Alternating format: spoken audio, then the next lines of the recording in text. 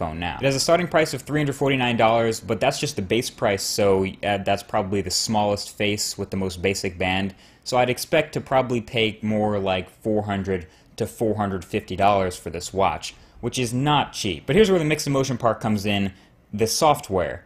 The knob. There's a dial, the knob looking thing on the side of the Apple Watch to interact with this new software.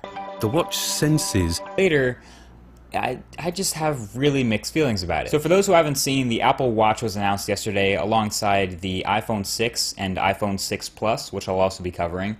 And the watch itself, you know, it's square, it's made of metal, it's a little bit thick, it's not too flashy, it doesn't really stick out when you look at it at first, but it has some very interesting software features. But for the hardware, it's actually 3 different versions of the watch. It's the Apple Watch, the Apple Watch Sport, and the Apple Watch Edition or something. The standard Apple Watch is a stainless steel body, has a pretty standard set of bands, and a sapphire crystal display. The Apple Watch Sport has a lighter weight aluminum body, since you're going to be running around with it a lot, and these colorful rubber bands. And the Edition is coated with 18-karat gold on the body and some fancier bands, so that's the clear fashion statement one. And all this hardware is actually really personalizable, which is awesome. So Apple seems to be realizing one size does not fit all here, especially with the new iPhones. And then with this watch, there's actually a small size and a large size of the big apps.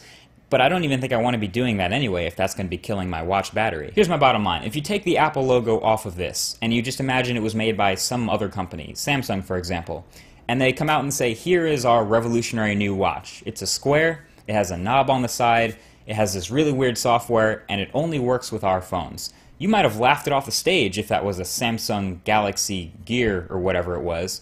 But because through and scrolling through things, if I cross my arms the wrong way, is it going to scroll and select something?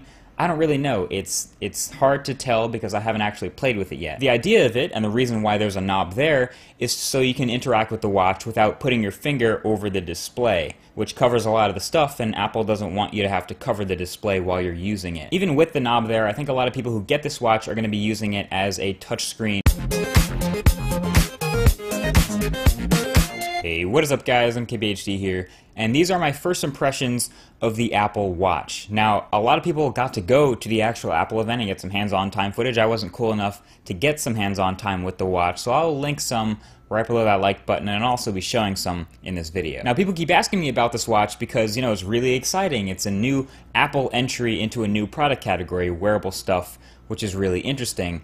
But after about a day or so, they're really happy about the band. So they have a bunch of different material options. They have leather, metal, rubber, and they have different clasps and buckle designs depending on how simple or elegant you want it to look. There's a sport band that's sweat-proof and colorful. There's the leather loop that has freaking magnets like an iPad smart cover. It's brilliant. I love the bands. They're really awesome. But what's really going to make the bands important is the way they click in and click out. There's a really easily removable standard that Apple's created for Apple Watch bands, and that's going to make the bands huge. You can already see third-party manufacturers now making other different materials and designs for watch bands, the same way they make different cases for the Apple Watch for every variation. So the small size has a 1.5-inch display, and the large size has a 1.65-inch display. For reference, the Moto 360 I'm wearing has a 1.56-inch circular display, so right about in the middle. So, you know, people with larger wrists tend to gravitate towards the larger watch, and people with smaller wrists, probably a lot of women, will want to gravitate towards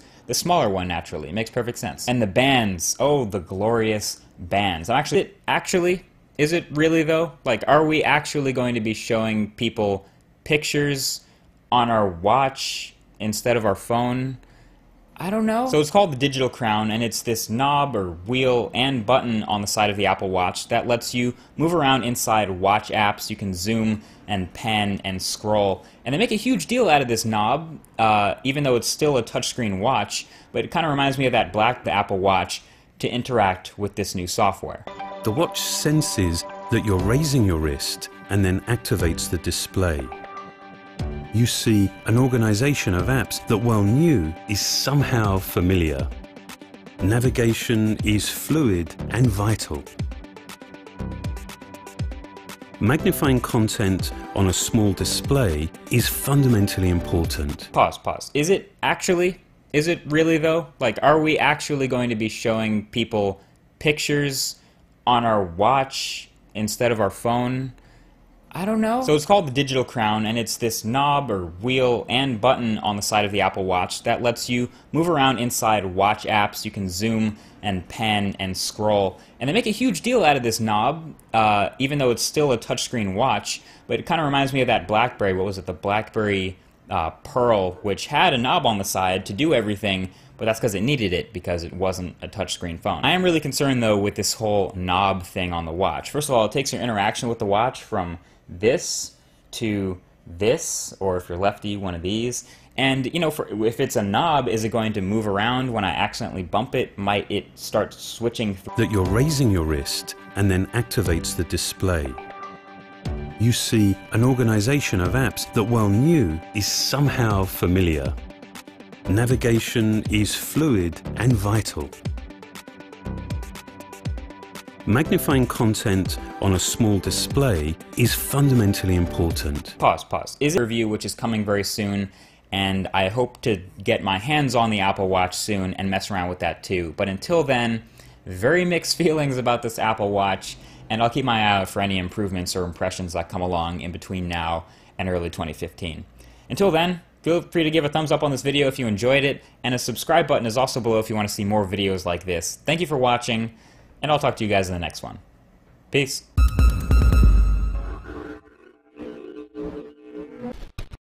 Watch anyway, but that's the other thing. Even though it has the whole tap versus press sensitivity thing, the user interface is so much less finger friendly than the other smartwatch user interfaces. If you've seen my Android Wear smartwatch review video, you know, it's nice and big, all the notifications you can swipe through. Very, very simple stuff, even though your finger covers the screen. This is Apple's watch home screen. If you want to know what's happening here, there are a bunch of app shortcuts to launch watch specific. It's an Apple Watch. We're willing to give it a shot, just willing to give it a try. It's technically not even out yet. They have till the beginning of next year when they release it, and they say they've been working on it for years, but I guess they have a couple more months to get more revisions done with the software and the hardware. But I'm not convinced yet. Smartwatches as a whole have a lot of convincing to do. I'll talk more about that in my Moto 360